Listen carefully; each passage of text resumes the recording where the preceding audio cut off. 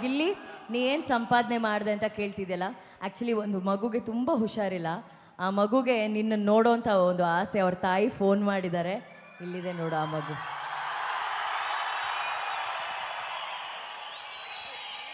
ಮಗ ಚೆನ್ನಾಗಿದ್ಯಪ್ಪ.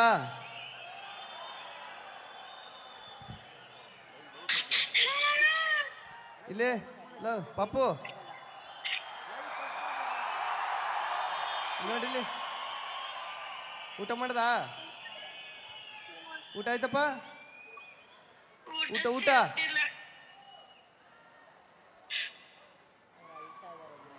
ಬತ್ತೀನಿ ಕಣಪ್ಪ, ಮನೆಗೆ ಬತ್ತೀನಿ.